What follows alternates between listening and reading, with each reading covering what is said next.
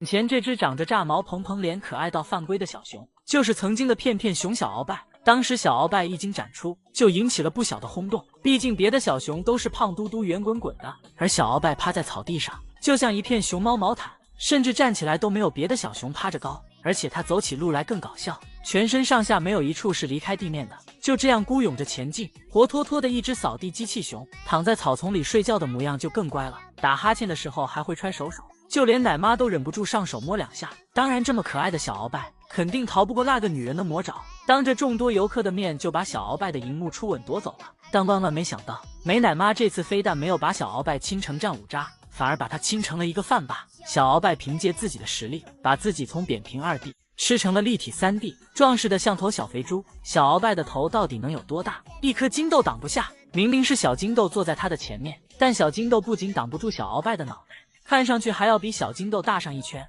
2小只坐在一起吃奶时，小鳌拜看上去要比小金豆大很多。不知道的还以为小金豆才是这家的干儿子呢。不得不说，冯昭美真的是一个好妈妈，把小鳌拜视为己出。也正是因为小鳌拜比小金豆的个头大很多，所以他俩在一起玩耍时，就有游客误以为他是待宰母猫。而小金豆不仅长得花里叶气的，吃饭的速度也是像极了花花。因为小金豆吃奶吃得慢，昭美妈妈的奶全被小鳌拜吸跑了，所以奶爸经常会给小金豆单独补奶。小鳌拜看到后就不乐意了，扑过去就要跟小金豆抢。奶爸赶紧把他拦下，捧着他的小脸跟他解释道：“人家妈妈的奶都被你喝光了，你都超重了，听话不能再吃了。”小鳌拜肯定不同意，一副我还能再干3盆的架势，那是一个劲的往前冲啊。于是奶爸只能抱走他，但是小鳌拜浑身都在抗拒，还用小脚勾住奶爸的腿，这笑嘻嘻的小模样真的可爱呆了。而且这样的场面时常发生。小鳌拜内心 OS： 我这到底是什么原生家庭，连个盆盆奶都喝不上，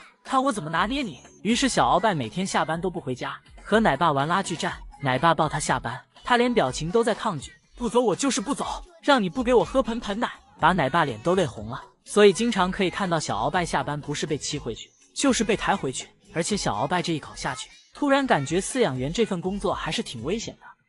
女士和小五的家庭剧场，自从有了美少女壮士梁月的亲情加入，现在变得愈发精彩了。自从梁月出关搬到小五的隔壁后，可是把她给忙坏了。梁月为了吃到一手瓜，感觉都能扶着玻璃走上2里路。这天小五又被王女士按在地上摩擦，此刻小五向隔壁六姨投去了求助的眼光。这一个对视后，梁月那是彻底绷不住了，疯狂的摇手手，像是在说：王老三，你欺负小孩算什么本事？有本事你过来，咱俩过2招啊！迫切想加入团战的美少女壮士，不仅用手拍打着玻璃，还隔着玻璃咬三姐的耳朵，看得出她是真的很着急。不知道如果梁月拿着美味的笋笋和王女士换小五过去陪她玩2天，王女士会不会愿意呢？早在梁月生日那天，也是她出关的第1天，梁月在自己院子里吃着美味的蛋糕，隔壁的这娘俩就趴在玻璃上吃瓜。看当时他俩窃窃私语的样子，怕不是王女士在给小五绘声绘色的讲她六姨炸糊的光荣事迹。小五啊，妈妈给你讲，别看你六姨肚子吃的那么圆鼓鼓，里面都是便便，根本就没有宝宝。后来换成梁月每天守着围墙边看三姐带娃。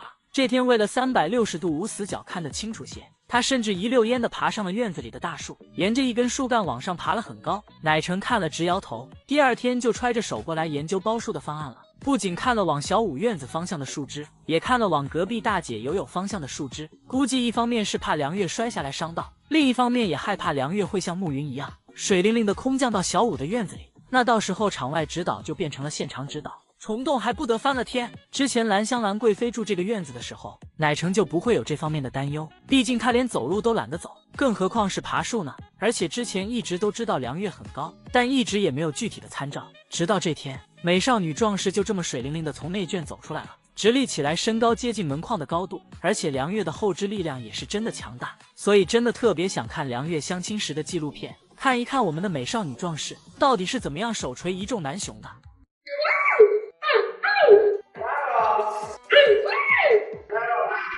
花菊说话真的越来越清楚了，自从姐妹俩搬进了玻璃房，简直就是粉丝们的福音，而且通过直播也让大家看到了花花的真面目。一向文文静静的花花，不仅是个嘤嘤怪，还是个挑事精，并且小短腿1秒就可以进入战斗状态。这天花花本来特别悠闲的躺在吊床上，看到冲过来的荷叶，立即起身防御，动作十分敏捷，而且有时候他甚至能和叶子打得有来有回。因为花花知道谭爷爷听到他的叫声就会立刻出来制止荷叶，所以就算它占了上风也会嘤嘤叫，更别提叶子占上风的时候了。这天两姐妹正在互抓，叶子压在花花的身上，花花叫的那是一个起劲儿。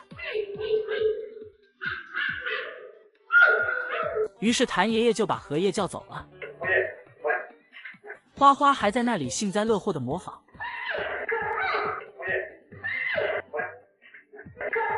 不过叶子多半都会让着花花，就看这姐俩的输出，叶子恐怕放的有一太平洋的水。相亲相爱的姐妹俩一起午睡，花花会撒娇躺在叶子的怀里，叶子也会把手搭在花花的身上做回应。看到这温馨的一幕，叶子就更像是待宰母猫了。叶子现在的简历都可以写年龄4岁，但有3年待宰经验。最近叶子和花花暂时分开营业，独立的花菊没受太大影响，还会自娱自乐的打滚玩。圆圆的身体，短短的腿，特别像一个小乌龟。而且花花恐怕也是第一只打扫卫生不用关门的吧。花花坐在木架上，谭爷爷进来打扫卫生，门都不用关，毕竟花菊从这个木架上下来，没有10分钟8分钟的，恐怕也搞不定。这天花花想下木架，先用左腿试试够不到地，又用右腿试试也够不到地，双腿一起就更不行了。最后终于从侧边的木架上爬下来了，还把他嘚瑟的不行。不过如果着急了，花花可能会直接使用头杀了。而小仙熊的妈妈贤贤的可爱程度丝毫不比儿子贤贤仔差呀。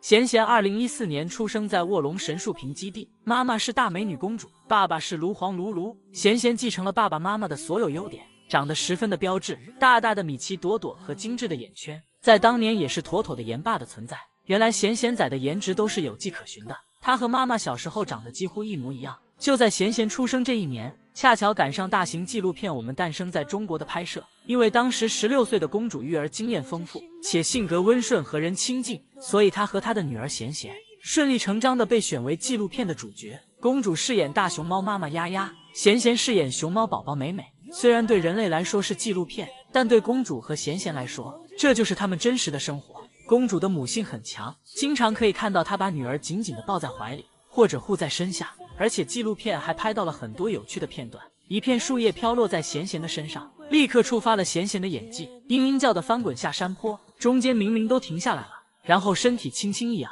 又接连翻了几个跟头。躺在落叶中的他还不好意思地用手捂住了自己的眼睛，这小模样真的太可爱了。贤贤精湛的演技也惊呆了他的邻居。慢慢的，贤贤长大了一些，公主开始教他爬树，因为担心女儿掉下来，公主一直都在他的身边守护着。很快贤贤已经可以独自征服大树了，看着贤贤挂在树梢的样子，仿佛看到了正在野培的贤贤大宰的身影。或许正是因为贤贤小时候这段在野外的生活经历，让他具备了待宰野培的能力。而且当贤贤探头探脑的出现在草丛中，真的美的就像大自然的精灵。慢慢的回归大自然才是对他们最好的保护。目前贤贤大宰还处在野化培训的第2阶段，他只有完成第2阶段和第3阶段的培训，才会被真正的放归大自然。而且如果贤贤大宰成功完成野培，他将被放归的山林正是他的太姥姥堂堂被救助的地方，那里才是他真正的家园。而他的弟弟贤贤仔则在圈养条件下，让大家看到大熊猫可爱的一面，也让大家明白保护大熊猫是一个经久不变的课题。